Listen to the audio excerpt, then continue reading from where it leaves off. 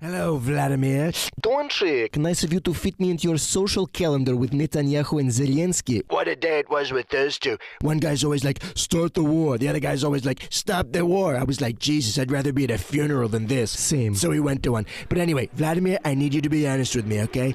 Have you been helping Iran to target American troops? Yes. Okay, great. Wait, what? I said yes. Okay, but you haven't been helping like a lot, right? Yes, I have. But it's not like having an impact, right? Are you trying to say I'm not good at my job? I didn't mean it like that. I'm just... So yes. Still yes? Yes. Sorry, but let me ask you, aren't you helping Ukraine to target... Thank you for your attention to this matter. Bye.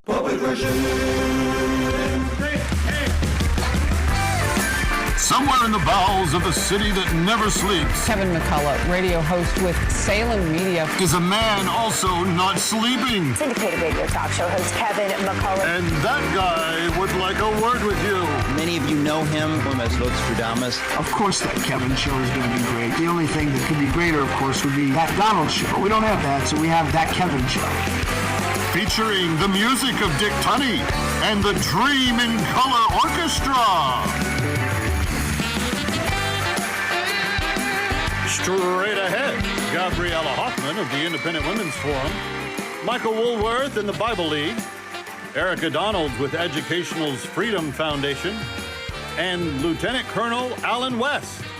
Sketch comedy from the Puppet Regime and the Babylon Bee, and in memoriam, Glenn Hansard in the spotlight.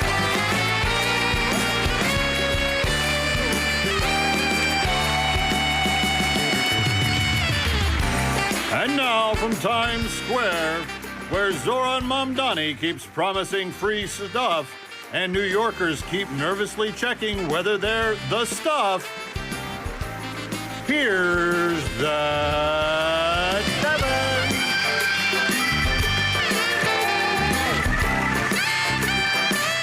Yep, it's what? No, he can't have my mug. It's my mug. What do you mean he's... Well, it's true. Hello, everybody. It's Calvin McCullough. Welcome to the weekend. Yes, Zoran Mamdani is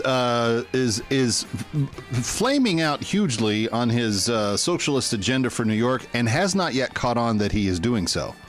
Like, he got booed off the stage in New York City in under a minute this last week.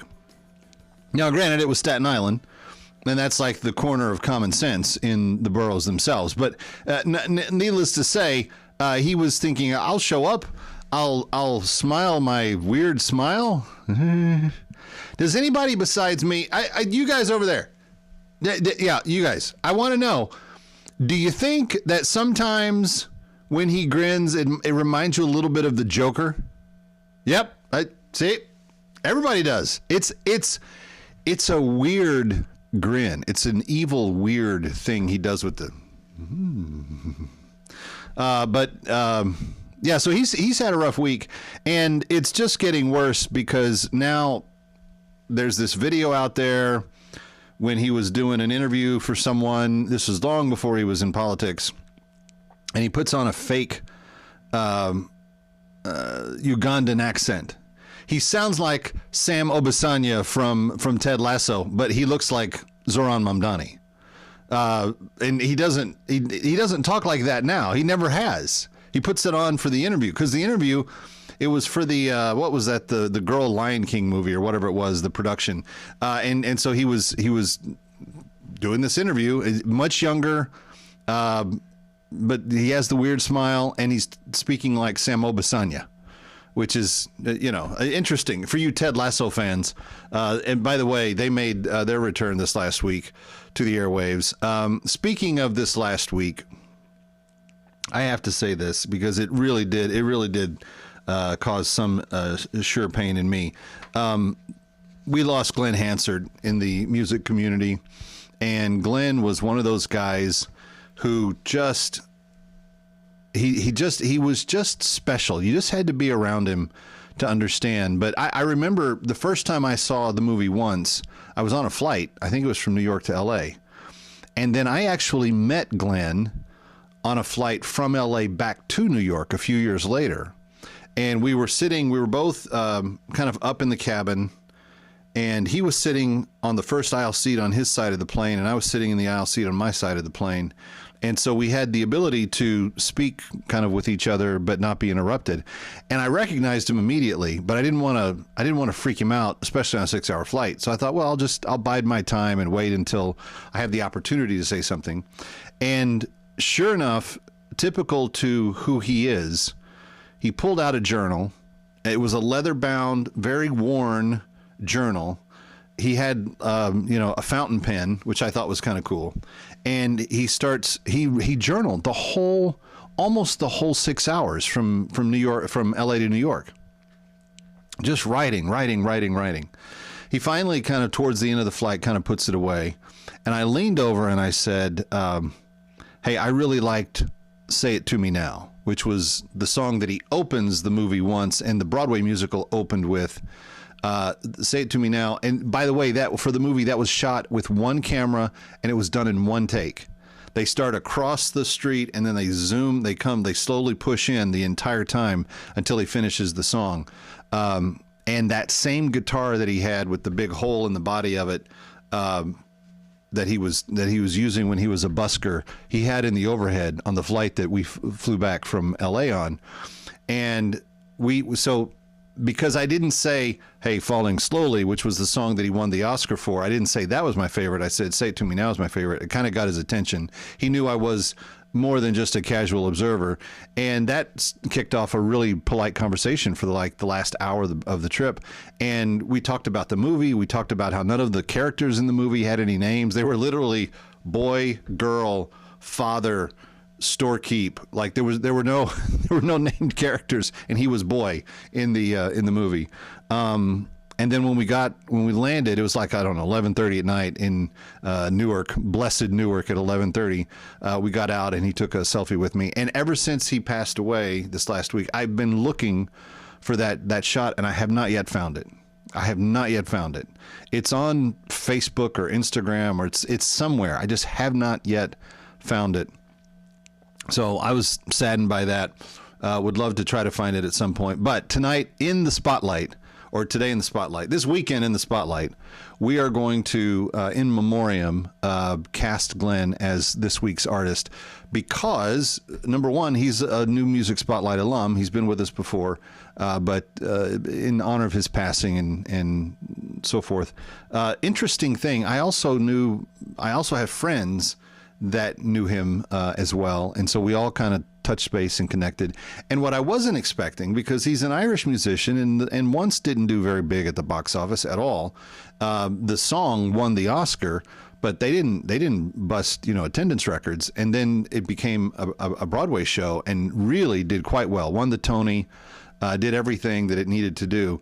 But the interesting thing about after he passed was how many quiet musicians who I've known for a long time, but did not know that they were necessarily big Glenn Hansard fans, did, little memorials to him by performing some of his songs on social media, etc. So it was really a very sweet thing.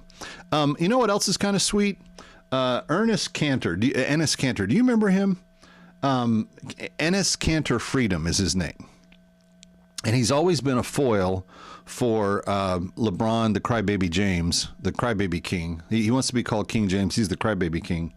But Ennis Cantor this week declared himself eligible for the WNBA draft, citing the women's self-ID rules, women's self-citing ID rules that they're allowed to determine that's how they are deciding whether or not they're females. If the person just says, I feel like I'm a female. So the obvious test of this is we'll see, will one of the teams in the WNBA draft Ennis Cantor Freedom, citing his eligibility for the WNBA.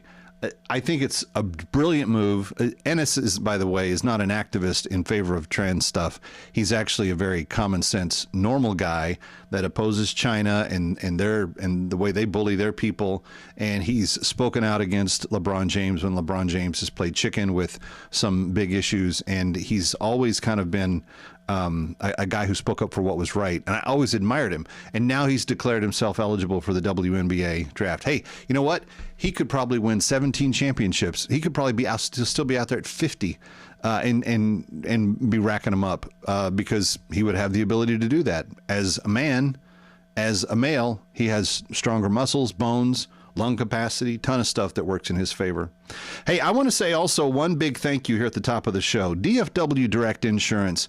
I was struggling with my family to find health insurance that met our needs, and when we got into one of those medical sharing cost plans that we did, we thought we had found something, but the rates went up and the coverage went down. And my friend Vic at DFW, 817-449-5557, 817-449-5557. He got me more coverage and a lower cost, almost $400 a month, nearly $5,000 a year for that. But check him out, 817-449-5557. Kevin McCullough coming back. It's That Kevin Show.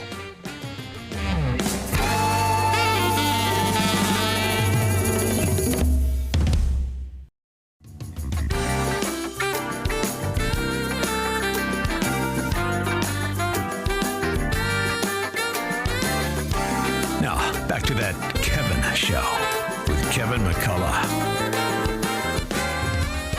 All right, Kevin McCullough, glad to have you with us. Always glad to talk with my friends at the Independent Women's Forum, including the two stellar ladies who filled in for me one day each last week, Patrice Onwuka and Dr. Megan Mobbs, both coming in and with their expertise, having guests that were on the show. I think my next guest might have actually been one of their guests, but I will find out. Gabriella Hoffman is back with us. She's the director of the energy stuff at Independent Women's Forum and one of the smartest people I know, and that's why I like to have her on the show. Gabriella, good to see you. Good to see you. It's August. I'm excited for enjoying the last vestiges of summer. But no, my two colleagues you allude to are phenomenal. Love working with them as fellow policy directors, and I appeared on Patrice's segment to talk about data centers. There we go. I figured you probably, I saw it. Gabby had to be in there somewhere on one of those two shows. No, I appreciate what IWF is all about, because you're not just helping women. You are fiercely independent in how you think, and you base it on facts, which is refreshing. But it's not just policy that helps women. It helps all Americans, and we're really grateful. You're the energy guru, and your assessment of Trump and what he's trying to do and kind of demanding that oil prices come down, how much can he really push? How much can he really get done just, pounding his fist on the table? Or are there other things that have to be added to that? Well, as listeners know, we've talked about this since the beginning of the Iran war. Oil and gas is predicated on the global markets. So there's not really anything the companies or the president really can do. Where the president does have involvement, and he's taken some steps to help ease some of the prices in response to what the conflict, in terms of how the conflict is playing out. The only thing they can do is create an environment, a positive business environment where gas prices or energy prices can come down naturally if there's more production, deregulation, waivers for the Jones Act, things of that sort. So the Trump administration has actually unleashed a lot of really good stuff in the short term, which I wish Congress would make permanent. That's what we hope at our center, making the Jones Act waiver permanent. It has opened up a lot of the market, helped to transport more things. It's not at the detriment of American shipping. Actually, it's starting to compel American shipping to catch up with its global competitors. And we need that. Because that kind of protectionist policy has really hampered us. And I'm not sure in terms of financial savings we've seen yet so far, but it should lead to some relief. But also, looking to see if you waive the federal gas tax, but he needs Congress to help back that up. States have taken their own actions to temporarily waive gas taxes at the state level. But, shaking down the companies and telling them, you need to lower the prices, you're taking too much profit, send them back to the public. It's not exactly the best messaging. And I think internally, probably the president and the companies, he might be jockeying publicly, but maybe privately, they're trying to help reassure the president, yes, we're trying to, it's not really in our wheelhouse.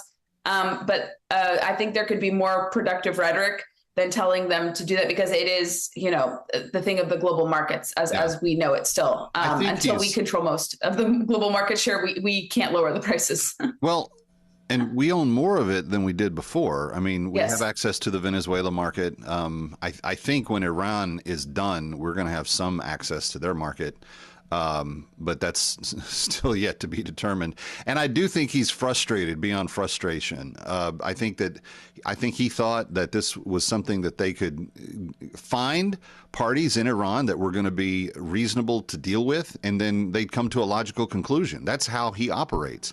The problem is you're dealing with religious nut jobs, and they're fine dying. And if they want to die, I mean, I got into an argument with my bride last night. My 16-year-old was saying, "Dad, what's the difference between the Japanese and Hirohito in World War II and the IRGC in Iran?" I'm like, come to think of it, there's not a lot of difference. They did it for religious reasons. They were going to die. The kamikazes said, we're going to give our lives for the great cause.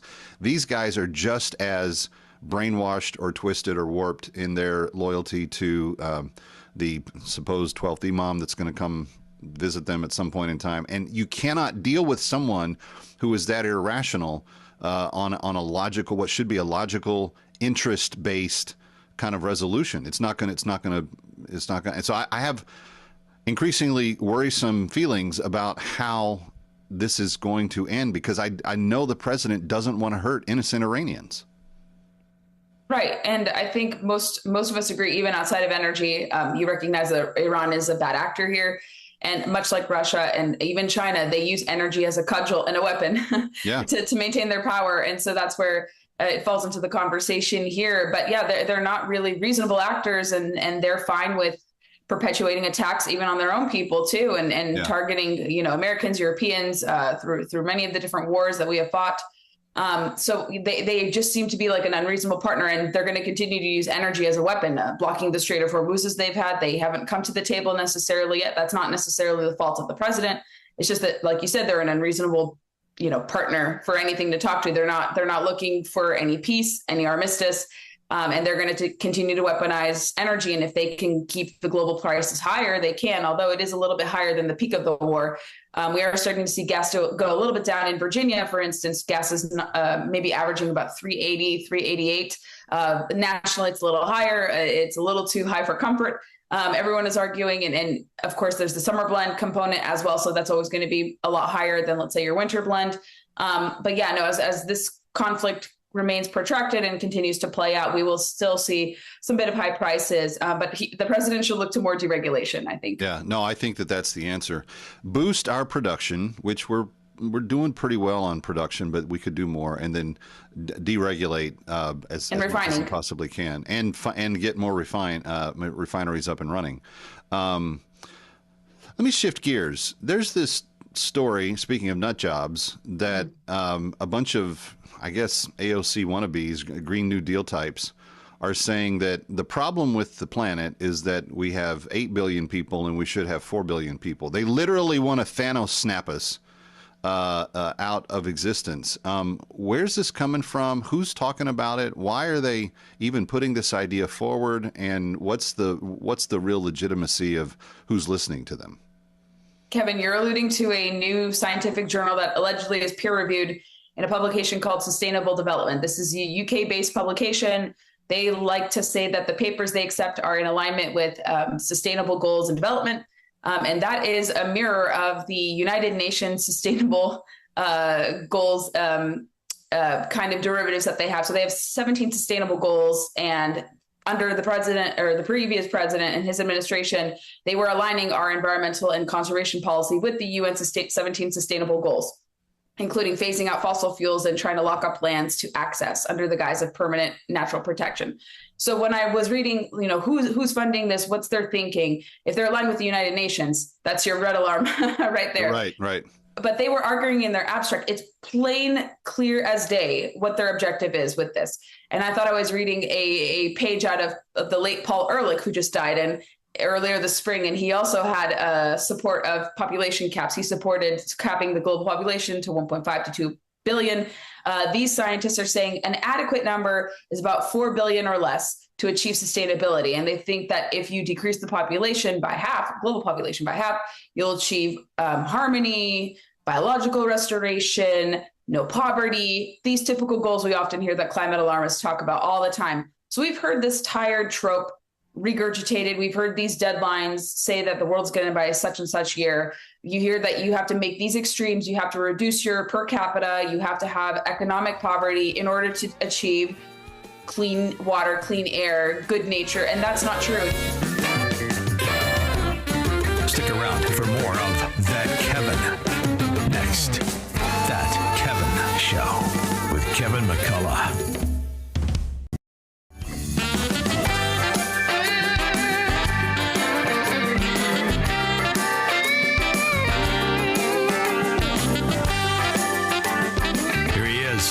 From New York, That Kevin McCullough. Welcome in, Kevin McCullough. Glad to have you with us. It's That Kevin Show, thatkevinshow.com. And friends, I need to be honest with you. I am very excited about what we're doing by way of our partnership with the Bible League. I'm very concerned about the rate at which we're doing it. And what I mean by that is we've got the biggest goal we've ever set for Bibles. We want to get 10,000 Bibles into the hands of 10,000 Christians who have asked for them, that are in need of them. And it's not all in one spot. It's 300 Bibles over here. It's 500 Bibles over there. It's 50 Bibles for this house church. It's 120 Bibles for this underground church here. It's 90 Bibles for a Bible study of former Muslims that were committing honor crimes and stuff before, and now they found Jesus and they've repented, but they need the Bible to help them grow. So it's a variety of needs that are intense everywhere they are, but 10,000 is what they all add up to when we put them all together. And friends, we're not keeping pace right now with where we want to be by the end of the campaign. And so I'm just going to ask you to lean in a little harder, listen a little more closely. And we're going to try to tell you stories that truly matter about why these Bibles are so important. And when I say we, I mean myself and Michael Woolworth, who is back with us from Bible League headquarters in the middle of the country. Bible League's an organization, Michael, that's been around for 89 years. And for people that are joining us for the first time right now, they hear the word Bible League. What should they take away from that word? Well, Kevin, great to be with you. And, I love your enthusiasm. You share our burden. You share the excitement that we have. That God's working around the world through his word. And that's why there's this incredible need for God's word. I mean, we'll talk about some of the other factors that weigh in on this. But again, and I can't say enough about this listening family over about 25 years of kingdom partnership. Hundreds of thousands of waiting believers who had no hope of a Bible now have God's word. They're using those Bibles to make much of him, to point others to the hope of the gospel. And as you say, sometimes, we just need to ask listeners, we're talking to you. We're talking with you about what God is doing and inviting you to be a part of this. As you say, 50 here, 500 over there, 1,000 in this first story that we'll cover from Malawi, Africa. But again, Bible League is all about it's engaging people in the Word of God. There's plenty of great Christian ministries all over the world that do nothing more than provide a Bible, right? But Bible League is all about engagement. We connect with the under-resourced church around the world. Let me tell you what doesn't define the under-resourced church. They lack no love for the Lord, no zeal. They lack no zeal to see people come to Christ. They don't seek our pity. They're not asking for our protections for the circumstances in which they live. They're simply under-resourced in the sense that God has them planted in places where it's difficult to live out your faith. And Kevin, I know it's tempting in this great big world of ours to think, okay, my $5 gift, you're saying $5 a Bible, Kevin and Michael, right? Really, what kind of an impact does my $5 gift in this great big world of ours actually have? Well, the stories that we've shared over our couple of weeks together, right? It all started with one Bible, somebody able to share what's in that Bible. And as I love to say, a gracious God willing to bring people from the grips of spiritual darkness. So again, every story began with a $5 commitment that somebody made at some point. And I wouldn't be surprised it was somebody from, That Kevin Show or listening to WMCA. So again, Bible League is all about engagement. And these are people that we know by name at Bible League. Kevin, every one of these men, women, children in some cases, they're members of our spiritual family. We never go into a village, drop down a box of Bibles and pray that there's takers. These are people that have said yes to Jesus and they're waiting for a Bible. And again, that's where Bible League steps in, the heavy lifting that we've been tasked with for nearly 90 years is what? Is to provide that Bible, the discipleship, to get these believers on their way in their walk with the Lord Jesus. And again, from wherever you're listening today, wherever that might be throughout, the greater New York City area or somewhere in the U.S., you get to be a part of it simply by stepping into the stories of these believers for the princely sum of only $5 a Bible. Well, and I want to point out that thus far, you've helped us raise about 500 Bibles, and you were talking about the impact that each of them have. Bible League knows in their 89 years, because they've taken a look at this, and you've told us many times that a safe, conservative, verifiable number that is able to be understood, for every Bible that's gone out, 12 new believers have come to faith in Jesus. And so you're talking about addition by multiplication again and again and again and again. And I just want people to get their head around this. The 500 Bibles that have gone out, that will likely lead to the salvation of nearly 6,000 people. We're talking about maybe 10,000 Bibles that we're hoping to hit. That's going to be 120. Stick around for more of That Kevin. Next, That Kevin Show with Kevin McCullough.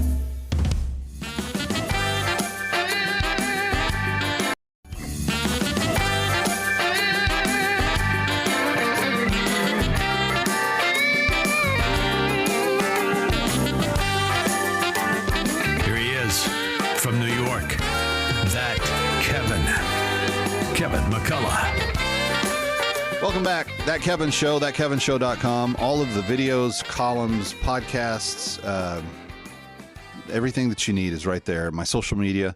And most importantly, a way to give Bibles to those who need them through the Bible League.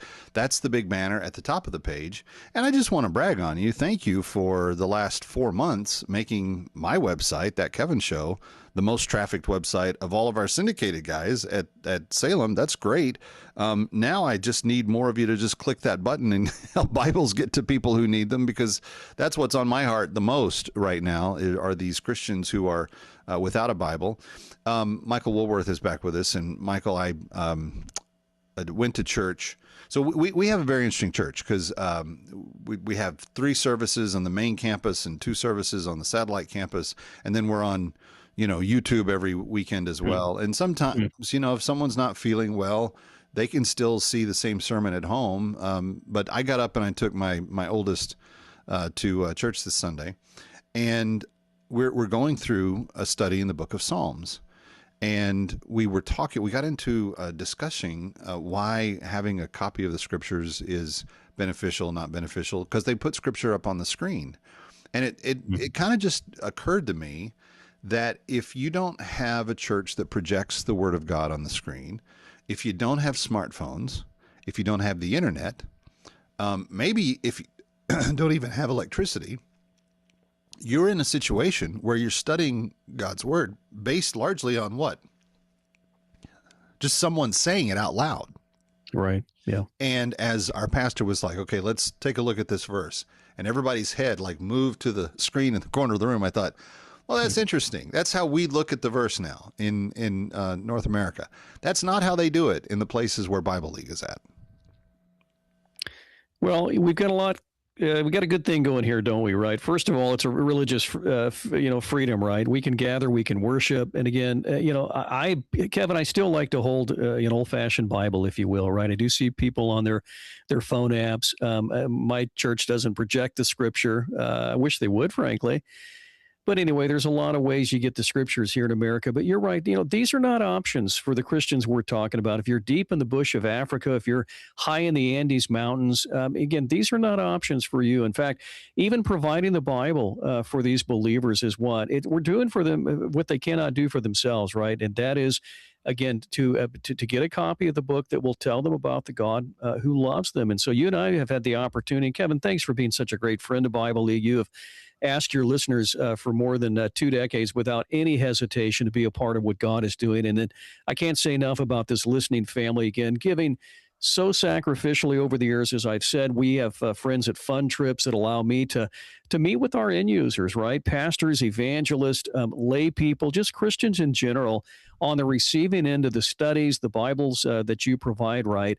And when I see people sing, dance, sometimes they're silent. They just clutch their Bible. There's a sigh of relief, right, that they now hold God's precious word.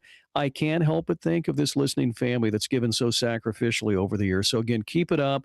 We want to do this for just north of 10,000 waiting believers that we know by name at Bible League. People like Florence of Kinnaman, New Jersey said, I'm in. Richard of Somerset, New Jersey said, I want to be a part of this. Thanks to Robert of Thornwood, New York. I mentioned this earlier, a $300 gift to take care of putting Bibles into the empty waiting hands of 60 believers that we know by name at Bible League. And I know so many of you say to yourselves, I love my Bible. There's no doubt about it, right? And then God has used his word to grow me. I simply want to give that privilege to others. I do want to take you to Rwanda, Africa. Kevin, this is a part of the world that has known incredible pain and loss, but healing and joy is coming to that country. My colleague Anton went into that country. He said, Michael, it's 32 years after the Hutu-Tutsi conflict, almost 1 million people killed over the course of 100 days. He said there's memorials, people still mourning. He said grieving the loss of their loved ones. And so he went into that country. He said, I met with a woman by the name of Dali. Her story was this. Her husband, her son, murdered in the midst of all that terrible genocide. She lived with unforgiveness for many, many years, but God did something very special through the words of Jesus on the cross. This is my colleague Anton in Rwanda, Africa. Estimates about the loss of people in those horrible times range from 500,000 to 1 million over the course of just a couple of days. But yet people like Dali have seen it with their own eyes. Her husband and one of her sons were killed, and she just couldn't forgive those who killed her loved ones. True forgiveness only came when she learned about Christ's work at the cross, about which she was reading in her Bible. So she recalled that Jesus asked his Father to forgive those who punished him, and because of Jesus saying those words at the cross, she is now able to forgive those people. Yeah, having a Bible, being able to open that, reading the words of Jesus in her own Swahili language meant what? Dali was able to what? Find the grace and the gumption to move, not on in life, but to move forward in life. And people in her little village, Kevin, there's 300 adults in her little village. They're in Rwanda, Africa. And about a third of those had said yes to Jesus. 96 people have said yes to the Lord. They say, look, if you can find the grace and the gumption to forgive those that brought this incredible loss into your life, they say, what? We want this Jesus. So 96 people, you can round it up to 100, have said yes to Jesus. They've all come through this weekly Bible study from Bible League. They are eager to grow in grace. And again, they're praying for God's precious word today. 1-800-YES-WORD is the number, friends. We need you to call 1-800-YES-WORD. Our goal is 10,000 Bibles.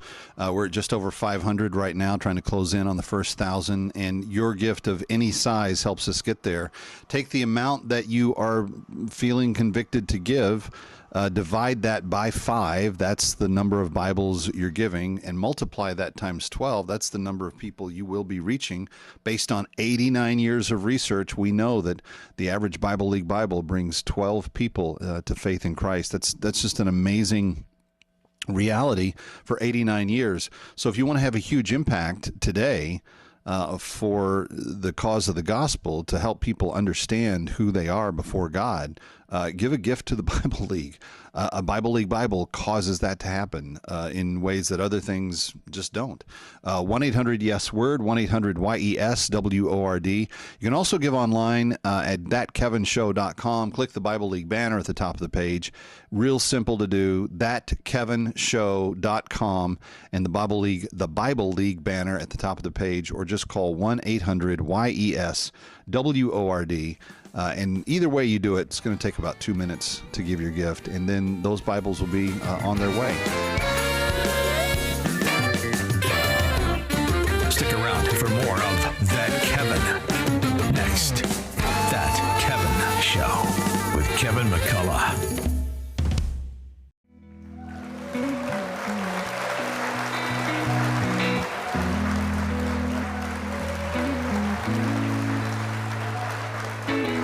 This weekend, we memorialize a former participant in the New Music Spotlight family.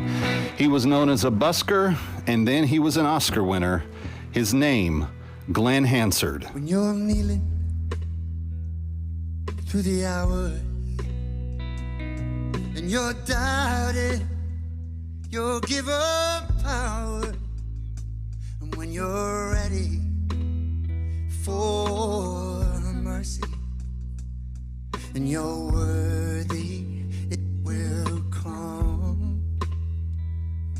When you're sneaking round the back door and she's waiting for you no more. And when you're ready for her mercy and you're worthy, it will come. When the birds are just tuning up still and the dawn breaks in on your windowsill. And when you're ready for her mercy and you're worthy, it will come. It'll come when you're broken, when that heart of yours is finally open, when you're down in trouble, when you're lost and buried down beneath the rubble.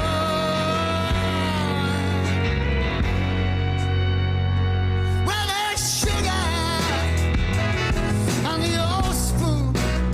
Let's do that two-step all around your front room.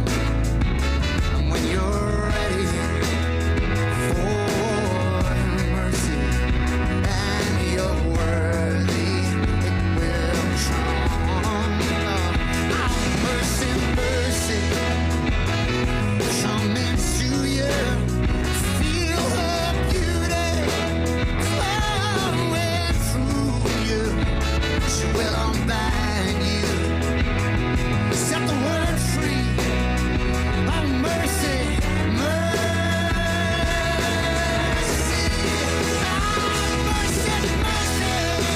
mercy, come into you.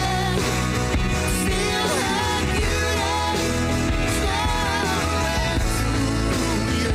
She will unbind you, set the world free. Mercy, mercy, I'm taking that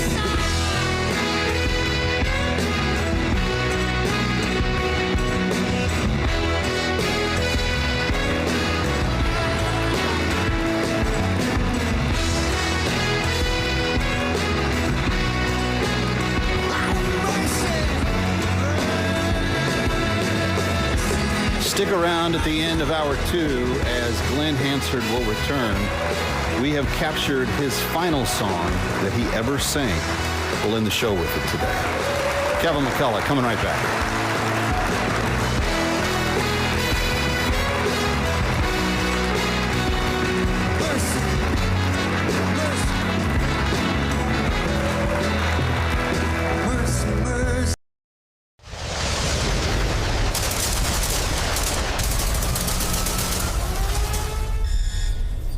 That's it.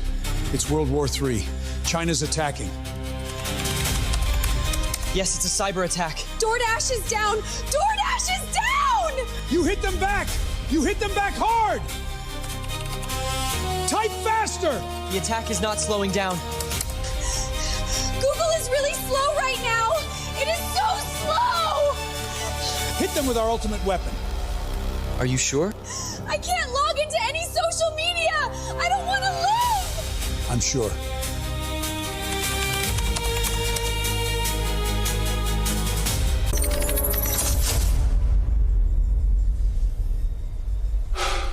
American ingenuity has defeated us once again.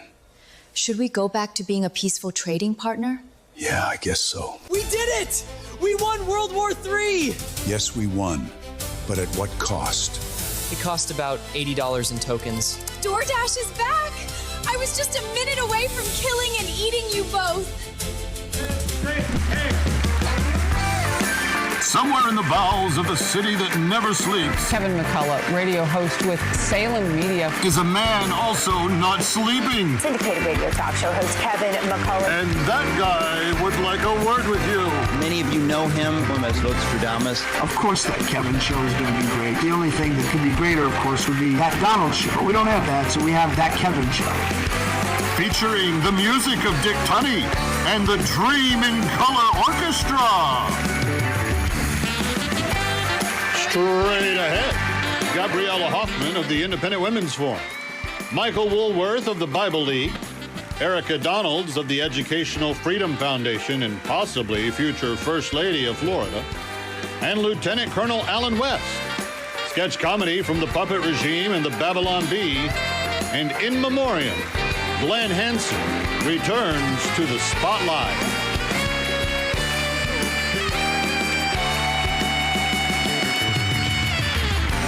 And now from Times Square, where Zoran Mamdani has a plan for everything, except who's supposed to pay for it, here's Kevin!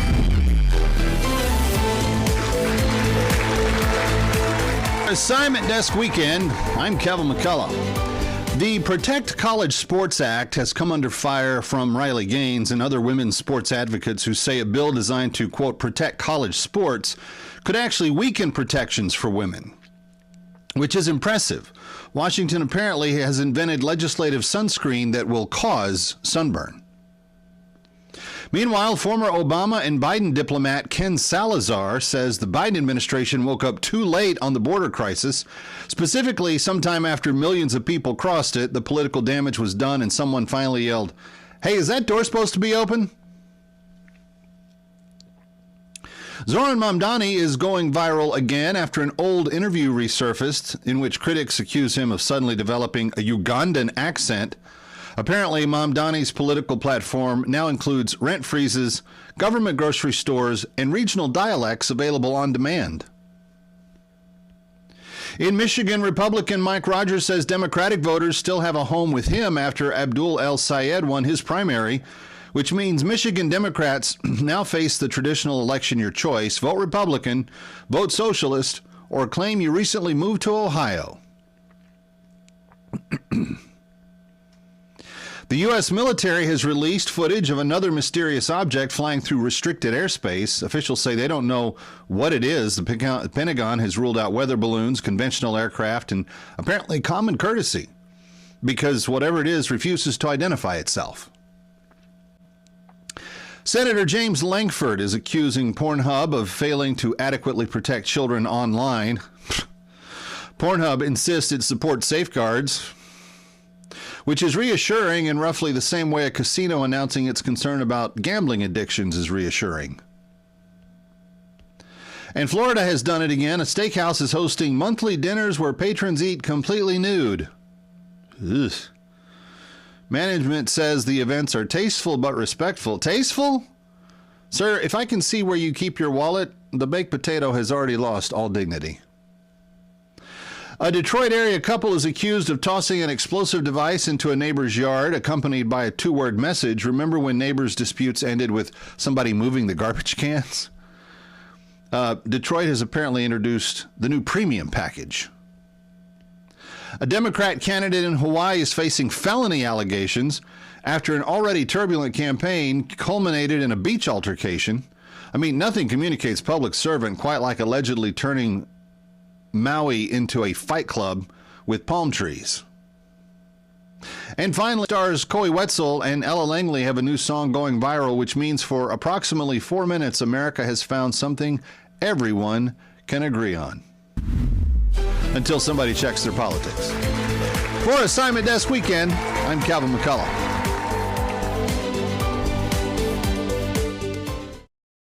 What is it you'd like to talk about? The mayor. He's always smiling. That sounds good. It doesn't make me feel good. What a successful business you have. Too successful.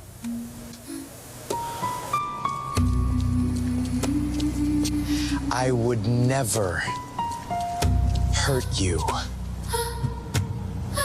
But my friends don't like you.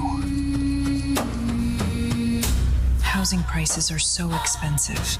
I can help with that. By increasing production and not just making things worse, right? Right? I've seen this before. Whole countries devastated. There's only one way to stop it.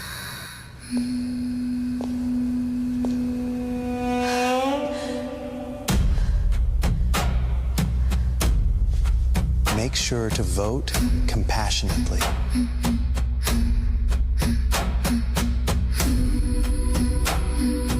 Okay, that's it. I'm just moving to a red state. Good evening. Very serious news to bring you tonight. Hollywood director Christopher Nolan, most famous for his 1998 hit film Following, stirred controversy with some of the creative choices he made in his latest film, an adaptation of Homer's The Odyssey. Most shockingly, according to literary critics, Nolan introduced the idea of a Trojan horse rather than the historically accurate Trojan rabbit. One frustrated literature professor voiced the common complaint. As a philologist and a classicist, I must protest. Christopher Nolan, how do you get the most famous part of the story wrong? The famous Trojan rabbit is now a horse? Moviegoers also weighed in on the perceived inaccuracy.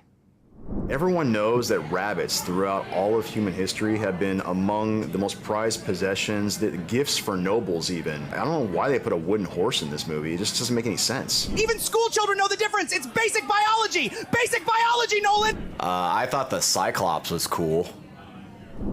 Nolan defended his creative choices, saying he viewed the story through a modern lens. Modern people do measure vehicles in terms of horsepower, after all, and not in rabbit power. Rabbit power went out of style with the collapse of the Bronze Age. Stay tuned for more on the fallout of Christopher Nolan's The Odyssey with around-the-clock 24/7 coverage so you won't miss any of the breaking news. Coming up next after the break, conservative commentator Matt Walsh also criticized director Christopher Nolan for failing to cast any actual Greek demigods in The Odyssey.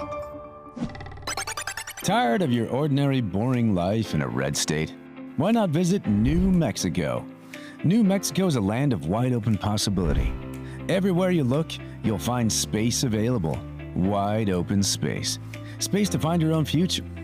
Space to find your own fortune, whether that's winning big at our beautiful casinos or doing things the old-fashioned way by starting your own business. Yes, sir. In New Mexico, there's space to dream. Dream big ideas like, what if you made an entire state of functioning alcoholics?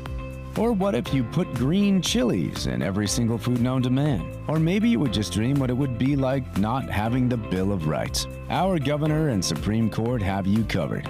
The New Mexico Supreme Court hereby rules against the Second Amendment, the First Amendment, or any other amendment that lets people do things. Whatever your dream is, you can make it happen here.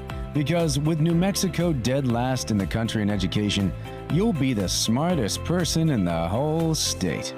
It's like that Idiocracy movie, only it's happening right now. Just don't bring your gun.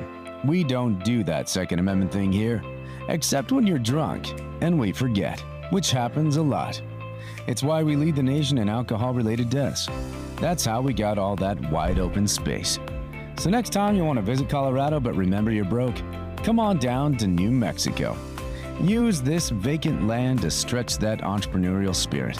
Feel what it's like to be the smartest person in the entire state. Come dream with us. What life could be without the Constitution, a 5th grade education, or general sobriety. This message brought to you by the state of New Mexico.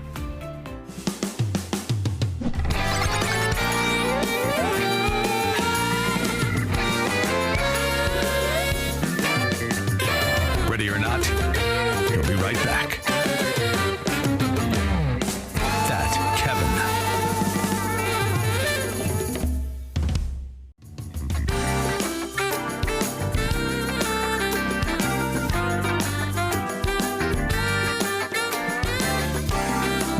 Back to That Kevin Show with Kevin McCullough. Welcome back to Times Square. Kevin McCullough. Glad to be back from vacation. Glad to be with you. My kids were so thankful that Dad didn't spend 1 minute looking at news last week. Didn't turn the television on in the hotel room. Just enjoyed the beautiful Cape May seashore and just had time together, which was great. Someone who else also loves spending time with her family proudly and unabashedly is Erica Donalds. I'm hoping, praying, actually really genuinely praying she becomes the next First Lady of the state of Florida, because if she does, it means her husband won the governor's race, which I think Florida would be in great hands if that was in fact the case. Erica, good to see you. It's been a little while. Thanks for being back. I'm excited because we've got a brand new partner here at the show called Dominion.chat, which is a Christ-centered AI chat tool that's like ChatGPT or Claude or some of the well-known AI chats that are out there. And it's completely Christ-centered. It's completely, you can still ask it difficult questions about literature or how to change your oil or make spaghetti and meatballs, and it'll give you answers to all those things. But it won't leave you on the big questions of life going, I don't know, is there a God? It'll point you in the direction of truth, which I'm really excited about. But AI is not welcomed everywhere. And it seems like that the college campus and the educational arenas have been some of the places that have really been trying to, I would say, frighten the next generation with what technology has to offer. You've written a lot about this. You've had a couple of op-eds published. What's your sense about what this issue is, and why is academia reacting the way they are? Well, we all got a bit of a surprise earlier this summer when graduates at commencement ceremonies at the mention of AI went to booing the commencement speakers. And some of these commencement speakers, really, accomplished individuals who were encouraging these graduates that AI presents a great opportunity for them. But what we saw was that the students had learned a different approach, that they should be fearful of AI and that AI was going to take something away from them. And this is the challenge with academia. They get they dig in their heels with the status quo. Professors perhaps feel like they might be disrupted by this new technology and this new frontier, and they likely will be. But instead of being prepared for this reindustrialization of America and what employers are looking for, we saw that graduates, not just unprepared, but were actually fearful and were in opposition to AI. Is this because, and I want to be careful how I phrase this, because I think of educators very highly, and I don't think of educators as fitting into the box that like most people do. Like, I don't think you're an educator just because you're a union member and you teach at a school somewhere. I think mothers and fathers are educators. I think that college professors are educators. I think of Sunday school teachers, and I think of people that spend their life investing into others, sharing skill sets and knowledge of what they have. So that's the kind of educators that I'm talking about, genuine people that care about educating and helping the next generation learn.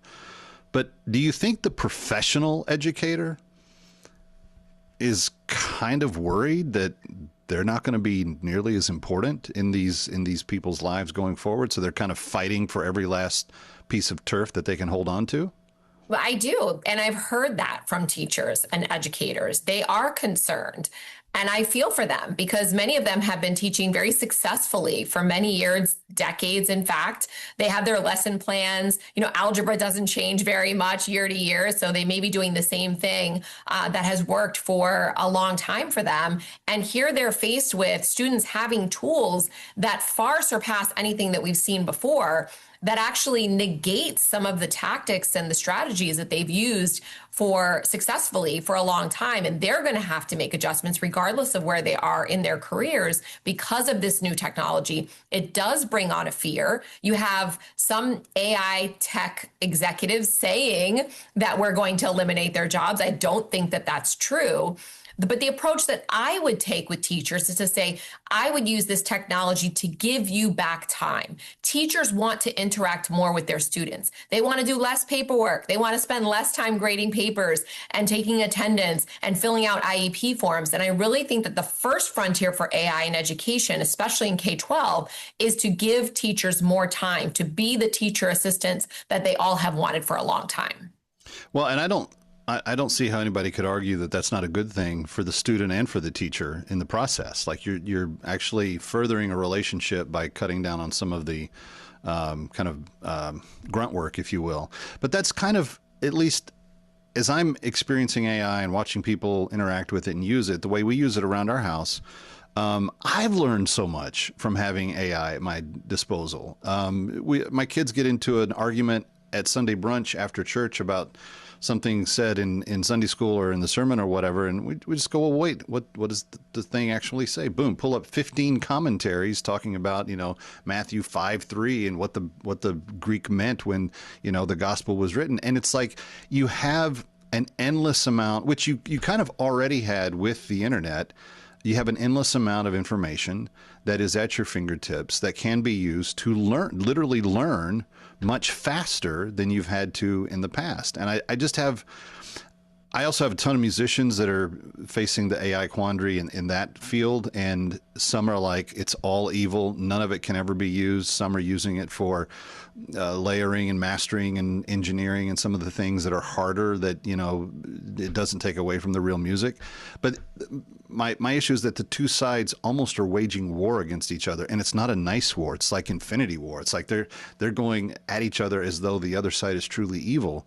And I'd like to see more balance in the discussion of what it is, how to best use it, and what the best outcomes for kids are as a result of it. Well, absolutely. And I think when it comes to higher education and what employers are looking for these students, we see that the rung, the bottom of the ladder, that rung has gone higher. And Right. so while some would say, yes, it's eliminating jobs, it's actually not eliminating jobs.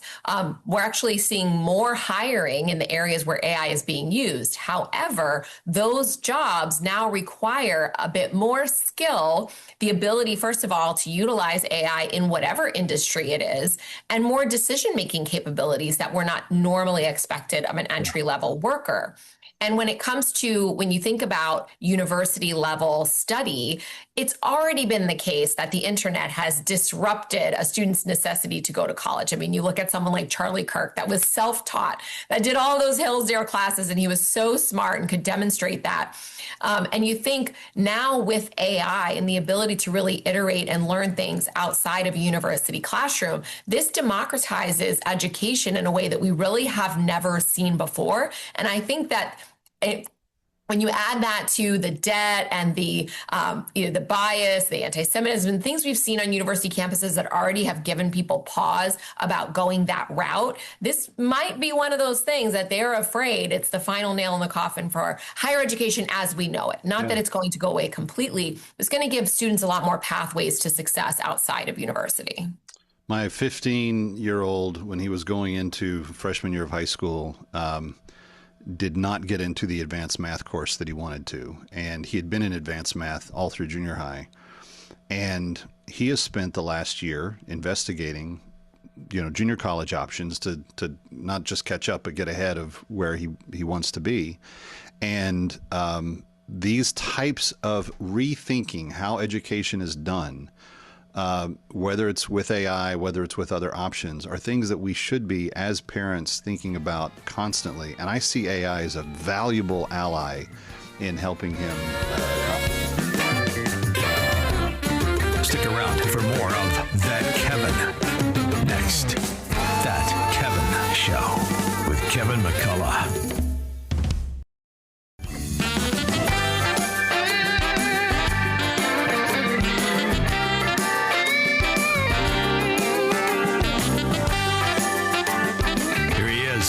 From New York, That Kevin McCullough. Welcome back. Times Square, Kevin McCullough, That Kevin Show, thatkevinshow.com. We've even got these nifty mugs that say it, so you should check them out. I'm always pleased to have really knowledgeable people on the show that can advance the discussion beyond my mere opinion or frame of reference. And Lieutenant Colonel Alan West is one of those people that I always, when he's talking in whatever room he's in, I always get a lot more quiet because I want to listen a lot more carefully. You're kind of like my own personal E.F. Hutton, Colonel West. Well, we're dating ourselves, aren't we? Are we? Well, thanks for coming back. It's been a minute since you've been with us, and there's so much I want to talk to you about. starting with where we are with Iran and what your feelings are about how maybe what Trump is facing there is different than what Bush faced in Iraq and Afghanistan. And in some ways, no president has really had the courage to try to take it on, but it continues to be a little bit of a foil for him. Well, I will put it in a frame of reference. I came on active duty on the 30th of October, 1983. That was 7 days after the Beirut barracks bombing of 23rd of October, 1983. So Iran has always been there in my military career, to include the trips that I had over to Iraq and Afghanistan and dealing with those Iranian agents that were there on the ground, as well as some of those explosive force penetrators, very deadly IED. So when you look at this nation that's been a thorn in the side of America for going on 50 years, has been a pariah in that region and the number one sponsor of Islamic terrorism, you have to tip your hat to President Trump. Finally, we have a president that's done something. But I think one of the problems we have is that we're trying to project our own perspective or our Western rose-colored glasses on a totalitarian theocratic regime that everything about them is rooted in their theocracy, their belief that there's a return of this hidden imam, the Mahdi, the 12th imam. And so what they are pursuing is that global domination. And what we have to realize is that they don't understand, they don't see, sitting down and talking and coming to resolutions or memorandums of understanding is something that they respect and regard. They regard and respect strength and might. You have to give it to President Trump for trying to show grace, but in the end, you have to do everything possible to eliminate the existence of this regime, to cut off its ability to hold that region hostage, and also to make sure that we open up the flow of resources and the straits there in Hormuz and also Bab al-Mandab. We've done great things tactically. I think strategically we could do a lot better, but at least we are taking Iran on finally. Do you think, because at some point, and even in this last weekend where they said they were begging for talks, and then he grants them, and then they're like, we didn't ask for talks. Every time they come out of like one of these cycles, and we've now seen it 5 or 6 times in the last few months, it seems like they come back with some kinetic activity, still trying to assert some degree of force. Yeah, I know that we have continued to take out just about every launch pad that we are aware of and so forth. They're trying to project power, that they're still in charge of the Strait of Hormuz. The president saying clearly we are, and our blockade is really what people answer to, or he called it the wall of steel or something like that.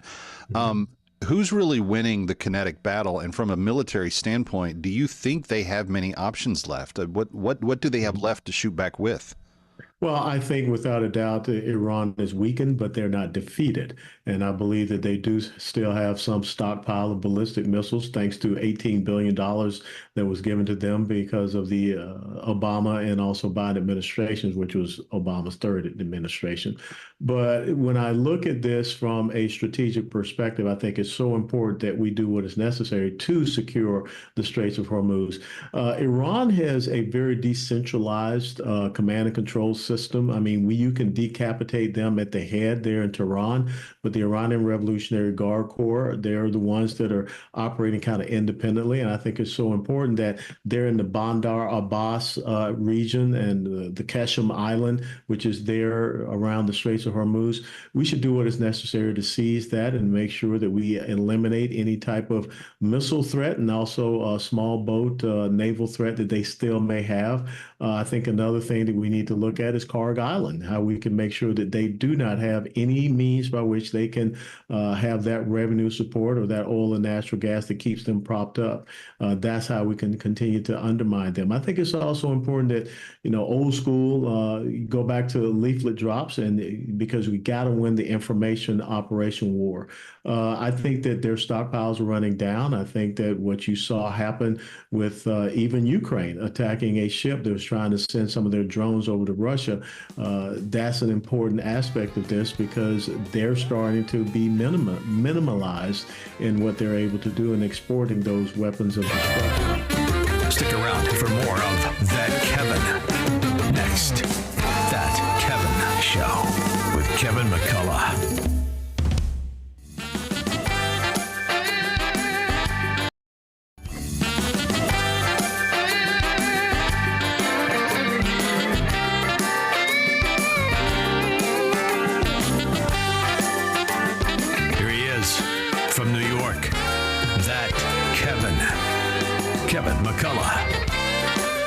Welcome back. It's Times Square. It's Kevin McCullough. It's That Kevin Show. Because McCullough was too hard to spell, we just made it That Kevin Show.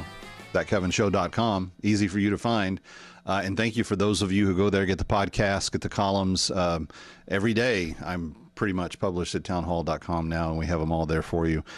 So is my guest, Lieutenant Colonel Alan West. Maybe not daily, but he's a regular featured columnist at Town Hall. And Colonel, I always learn stuff from reading your columns, and I appreciate you doing it. I want to talk about voter integrity, and I want to talk about what I was kind of hoping would come out of the Supreme Court that didn't, which was this idea that we could define Election Day as day.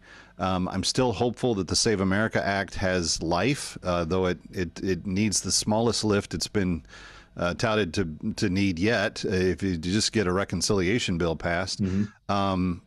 And also the fact that we still have some significant primaries that are kind of closing out the primary cycle here. We're going into the tail end of summer. So, Labor Day, general election is on. We're going to be ready to go. What do you think, as a former prominent candidate yourself and so forth, how do you feel about where Republicans are sitting right now when it comes to what they're seeing in November and what needs to happen between now and then? Well, one of the things I want Republicans not to do is just take things for granted and, continue to say, well, these guys over here are Marxist, communists, or whatever. You have to be able to define that. And you also have to be able to talk about what you're for, not just what you're against. Without a doubt, I think that you do see a little bit of a wind behind Republicans going into this election cycle, unlike what we saw in President Trump's first term when he did lose the House and the Senate, and that really put his agenda on hold. But when you talked about the Save America Act, this is a critical thing. We've got Republicans in charge in the Senate. They should stay there in Washington, D.C. and get this done. 80 to 81% of Americans agree with people being able to show a picture ID when they go to vote or to register. And that includes 75 to 85% of Democrats. Like, we're not talking about just a Republican or right-wing pet project. This is a true American win for everybody. Yes, and I think they need to get that across the finish line to make sure and to say that we are the party that stands for integrity in our electoral process and our elections, as opposed to what you see from the other side. And that's one of the reasons why they want tens of millions of people to come into this country illegally. And of course, they still want open borders. So I think it's really important that Republicans lay out their policy agenda, and they all have to get on the same sheet of music. If there's one thing, Kevin, I've always said that the left does very well, they are like the Borg from Star Trek. They all say the exact same thing at the exact same time. When Mamdani talks about, the warmth of collectivism, they all hug together and they just, kumbaya. When Republicans can't get on that same sheet of music, they have to be able to have that concerted message going forth. I don't care about, this for America, that for America, but just be able to talk to the everyday American citizen about what is going on. Safety and security, economic policy, making sure, don't let the Democrats take this affordability word, because all that means is they want government control, grocery stores, government control, housing, cars, what have you. That's not what the American people want. Yeah.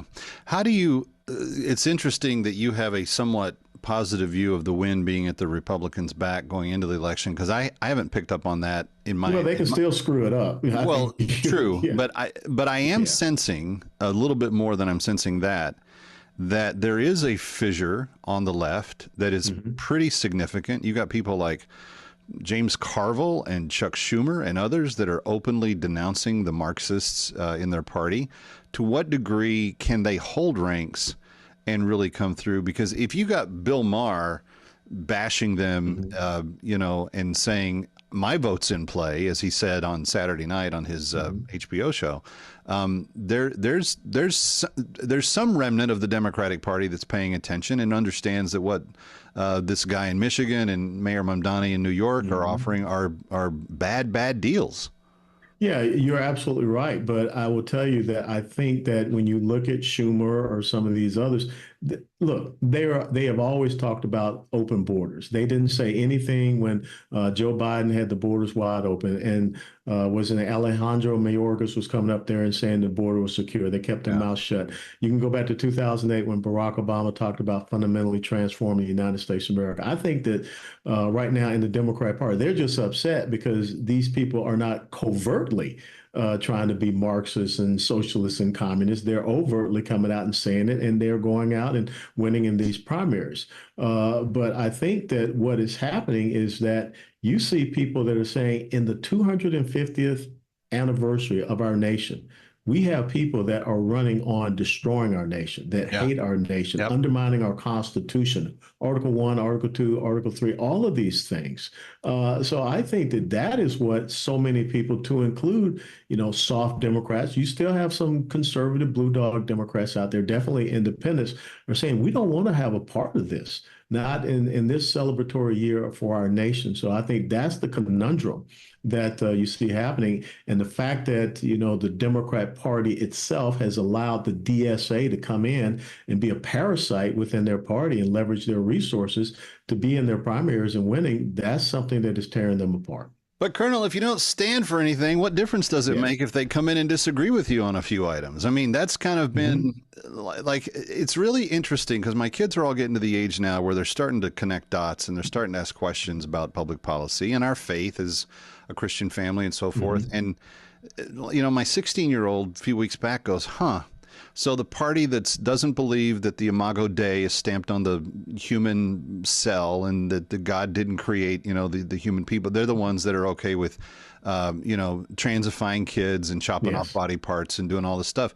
For clear-minded, logical people, the connection is easy. If you live and lead a godless existence, you're gonna stand for whatever pleases you and makes you happy and drives everybody else into the ground because you don't care.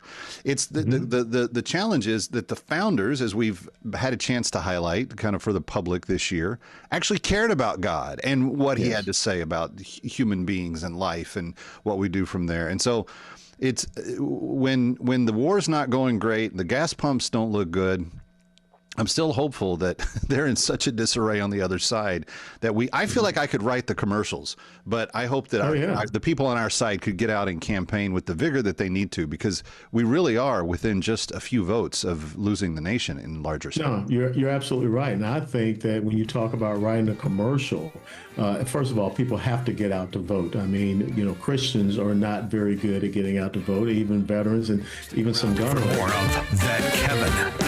Next, That Kevin Show with Kevin McCullough. Welcome back to That Kevin Show. Final few moments of the week. Last week, Glenn Hansard was taken from this life. He espoused a Catholic faith, and he was obviously an inspiration for many around the world. Here is his final performance of any music ever in his lifetime, happening moments before he died. I tried to talk to her, she didn't want to hear about it. I tried to lighten it up, she only wants to shut me down. Time is the only thing that's gonna fix this now.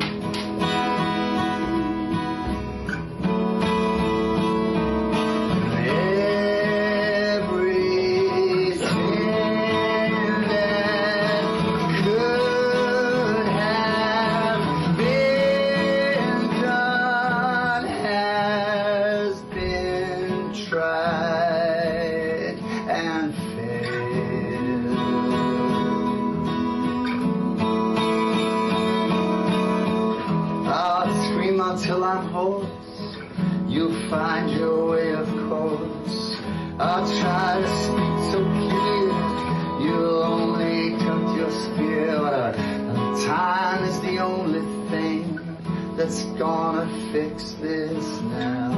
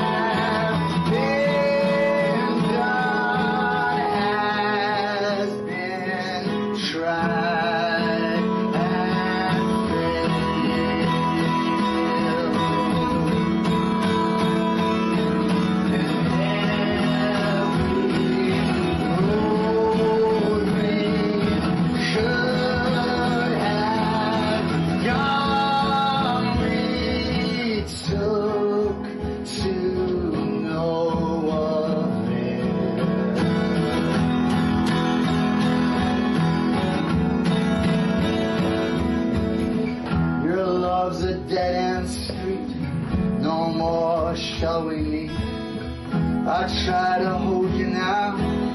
You just want to burn me to the ground. War is the only thing will give us any peace now.